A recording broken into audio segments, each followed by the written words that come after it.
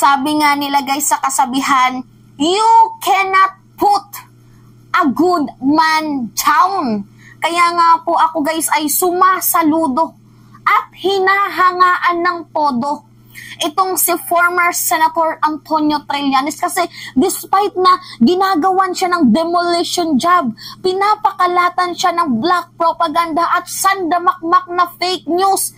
And finally guys, yung pakikipaglaban niya, yung hindi niya pagsuko, ngayon ay nagbunga na rin. Diba? The truth is now prevail. Nagkaroon na din po guys, nabigyan na din po ng justice itong si former Senator Antonio Trillanes dahil dito sa ipinasabog na bombshell ng Department of Foreign Affairs ukol dito sa allegedly secret deal. Diba, sa commitment na ginawa ni former President Rodrigo Roa Duterte dito sa Chinese government. Diba kasi guys, si former Senator Antonio Trillanes, siya yung siya yung nabagsakan ng ng sandamakmak na hatreds noong panahon ni Duterte, kasi laging akusa sa kanya na siya daw po ay taksil sa ating bayan dahil ibinenta niya daw po ang Scarborough, ang Spratly Island dito sa mga Chekwa. Pero lumabas na din po guys ang katotohanan.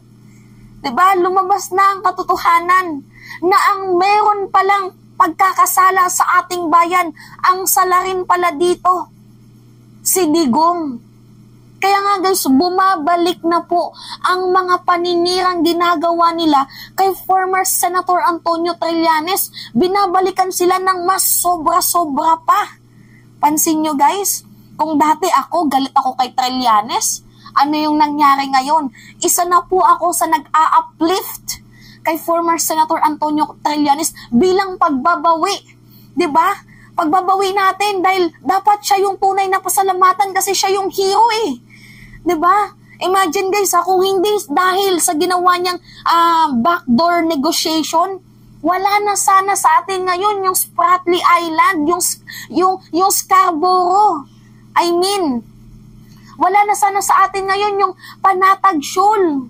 Kung hindi dahil sa ginawang back channel negotiation ni former Senator Antonio Trillanes. Alam nyo ba guys, hindi naman po illegal ang pagiging backdoor, ang pagiging back channel negotiator. Kasi ikaw lamang po ay isang messenger. Diba? Kasi hindi na po kayang ayusin ng Department of Foreign Affairs itong eksenang ganap doon sa tensyon noong 2012. Diba? Hindi na po kayang ayusin ng DFA. Kaya itong si former President Aquino, inassign na maging back channel negotiator itong si former Senator Antonio Trillanes. Although nakakatakot, pero sumubok siya para lamang humupa ang tensyon doon sa West Philippine Sea. Diba? Na imbes pasalamatan sana natin itong taong nagbuwis ng kanyang buhay, abay, binaliktad po ng mga Duterte to the point na kinasuhan sila ng treason. Pero at the end of the day, binasura. Kasi hindi po sapat ang ebidensya. Guys, sa mga DDS dyan, sintido ko mo na lang. Ano yung sinasabi nyo na si Trillanes daw yung nagbenta ng Scarborough, ng Panatag Shoal? Ang gagago nyo guys, kung meron kayong sentido komon, diba? Isang senador, hawak ang titulo, ang papeles ng Spratly, ng Scarborough. Diba? Nakakaloka. At kung binenta sana yan ni Trillanes, di sana nagtayo na sila ng structural base dyan. Masyado tayong binilog sa black propaganda nila. Diba? Masyado tayong binudol sa kanilang mga manifestation. Diba? At ngayon, the truth is prevail. Lumabas na po ang katotohanan na si Trillanes inosente.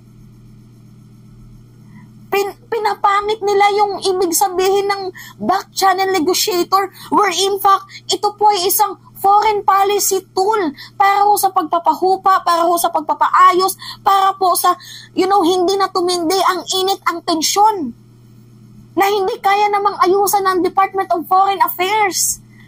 Kaya nga, hindi po ito illegal, guys. Isa lamang po itong foreign policy tool. Diba? Gets nyo ko? Kaya nga ngayon, guys, the king has spoken. Ano yung tweet niya? Si Duterte pala ang may secret deal with China sa West Philippine Sea na inamin mismo ng China. Yes, truth, guys. China na mismo ang umamin na itong si Digong ay mayroong binitawang commitment. And up to this moment, wala pa din tayong naririnig na paliwanag niya. Diba? Paano natin mako-confirm? Kaya dapat ipatawag to sa kamera at ipaliwanag kung ano to para mabigyan na ng justice. Hindi lang si Trillanes kundi ang mamamayang Pilipino. At syempre na din ang ating Pangulo. Dahil unang-una, guys, hirap na hirap pong akayin ng ating presidente yung issue doon sa West Philippine Sea. Yung kahit gusto nating ayusin ang nabubulok nating BRP Sierra Madre, hindi natin maayos-ayos dahil nga wina-water cannon tayo. Binabangga ang ating Philippine Coast Guard, ang B-4 vessels natin, hindi nila tayo pinapayagan na ayusin ang sarili namang atin. Hindi nila tayo pinapayagan na magtayo ng structural base dahil meron pong commitment, allegedly. Itong si former President Duterte. Diba?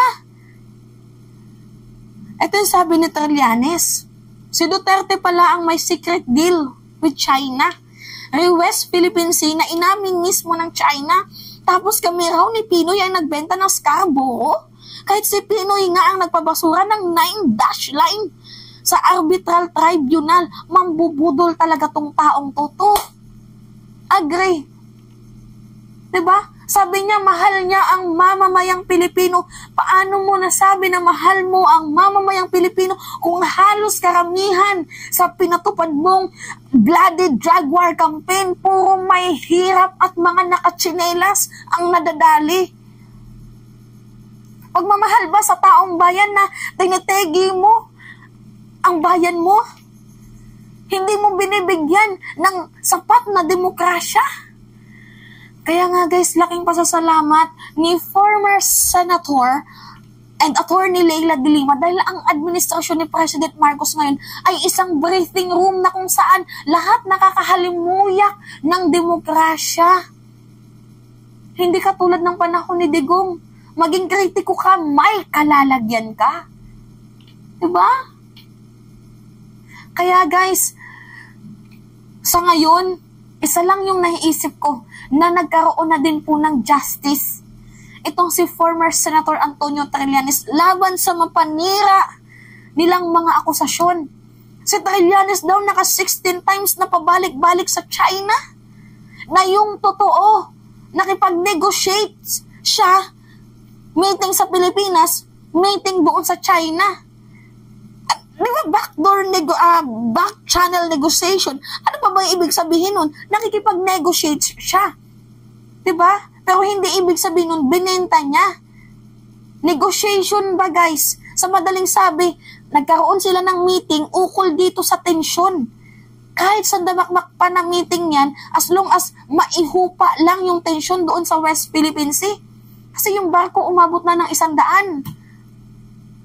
Kung hindi dahil kay Trillanes, wala na sana yung Scarborough natin ngayon. Kaya saludo ko sa pagiging hero mo, Senator Antonio Trillanes. Despite na sandamakmak na accusation, sandamakmak na na false information ang ibinagsak sa'yo, heto ka. Diba? Matibay at tumatayo para sa katotohanan. Good job, Sentry. Kuha mo agad ang boto ko. Dapat ibalik natin to guys sa Senado. Ibalik natin to. Kasi para na lamang hugay sa ginawang fake news ng mga Duterte. Much better na ibalik natin tong si Trillanes para nang lamunin sila ni Trillanes. Diba? Anyway, Yun lamang ho guys. At it's me again, si Meme Halisha nyo. At nagbabalik ulit para sa ating panibagong video.